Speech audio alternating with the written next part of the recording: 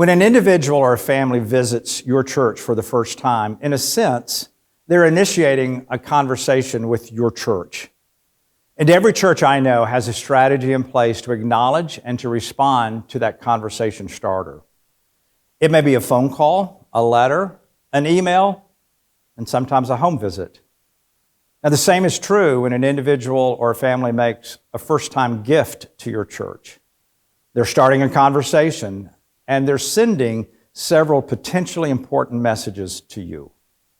They may be saying they're interested in something that is going on, happening at your church, and they simply want to invest in that. They may be saying that they believe in something that you're doing. And for some, it just simply may be their desire to be involved in funding a cause or an initiative within the church that they are very passionate about. For some, their first gift may be simply to see if you can be trusted. And for some, they may actually be taking an intentional spiritual step to see what would really happen if they truly trusted Jesus' teaching around giving and generosity. Whatever led them to take that first step by making a first gift, they're initiating a conversation with the church. And how we respond to their first step is critical to what second, third, or even lifetime steps they may take. And it is increasingly important in the local church that every first-time giver feel thanked, appreciated, affirmed, and needed. We don't want them to lose interest in taking a journey that could be transformative and life-changing for them. Ideally, the path we wish them to take is to move from being merely interested to moving toward greater involvement and ultimately becoming deeply invested with their time, their talent, and their treasure in the life and the ministries of the church.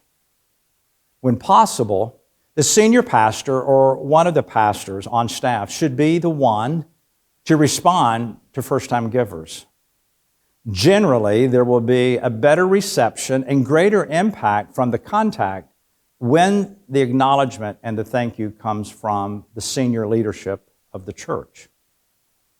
At Horizons, we believe that the pastor should be involved in the financial matters of the church, including knowledge of who gives and what they give.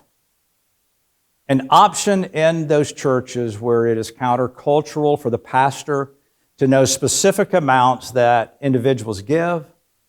A short note with something such as, though I do not know the specific amount that individuals give in our church, it has come to my attention that you recently made a first-time gift to our church. I just wanted you to know I appreciate your gift, and I wanted to say thanks. Now, when neither of the two options above are possible, then the acknowledgement and the thank you should come from the individual on staff, such as the church administrator or maybe an operations pastor, that position that does see the giving of the people. Now, response methods can include a phone call, a hand-signed letter, an email, a text saying something like, "We sure thank you for your gift to our church. Please touch the following link and see how your giving is making a difference in the lives of those around you." When the individual touches the link, it could lead them to a unique giving page on the church's website that could contain several or all of the following as is appropriate. So maybe it leads to a short thank you video from the pastor. Maybe it leads to some thoughts around why give.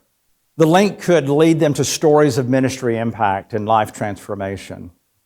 It could lead them to information on financial accountability, especially if your church is an ECFA church.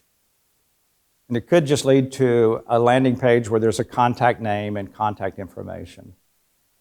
At the end of the day, the goal is for the person receiving the response to feel acknowledged, thanked, and appreciated, to know that their gift matters regardless of the size of their gift, and to feel that their giving is making an impact regardless of the size of their gift.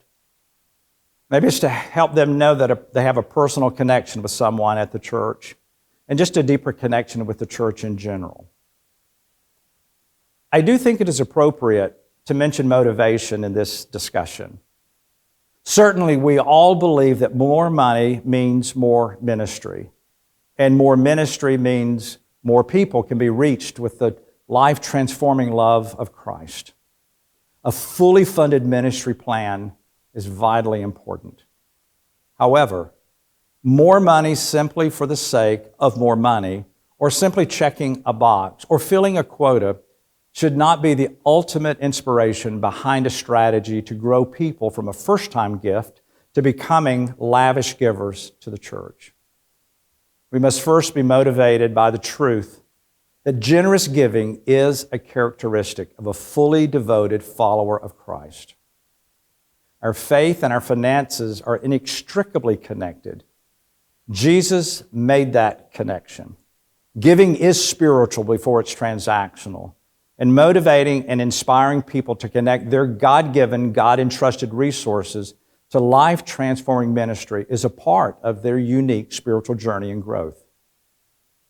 By teaching people to be generous givers, we are helping them become more of who they are and who they were created to be.